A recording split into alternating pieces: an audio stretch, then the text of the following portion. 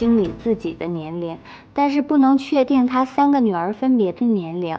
但是这个经理说只有一个女儿的头发是黑的，然后这个下属立刻就知道了。请问这3个女儿的年龄分别是多少？3个女儿的年龄分别是2、2、9。因为只有一个是黑头发，说明她长大了，其余2个都小于3岁，她们的头发都是淡色。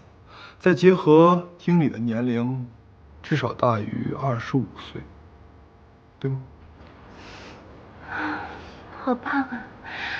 那我们一起来看第2道题。好。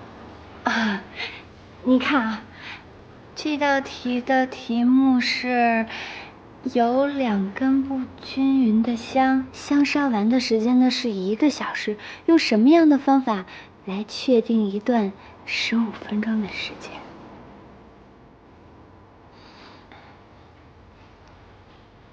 ？2根香同时点燃，第1根香点起2头，第2根香只点1头。等第1根香点完是总长度的3/4，这时候再把第2根香的另一头点起，从点燃到熄灭，正好是15分钟。棒棒棒！那我们再看第3道题。好。有2个罐子，50个红色的弹球，50个蓝色的弹球，随机选出1个罐子，随机选取出1个弹球放到罐子里，怎么样可以给红色的弹球最大的选中机会？在你的计划当中得到红球的准确几率是多少？个篮球，概率接近75%，这是所能达到的最大的概率。实际上，只要1个罐子放小于50个红球，不放蓝球，另一个罐子放剩下的球，拿出红球的概率就大于50%。真棒，戚先生，您不会就是门萨俱乐部的会员吧？ No， 我不需要证明我是不是花瓶。哎呀，今天麻烦了您一下午，真是怪不好意思的。要不晚上我请您吃饭吧？中餐、日餐、西餐，日本料理、韩国料理、泰国料理，你喜欢吃哪个？让我想一想啊。Sorry。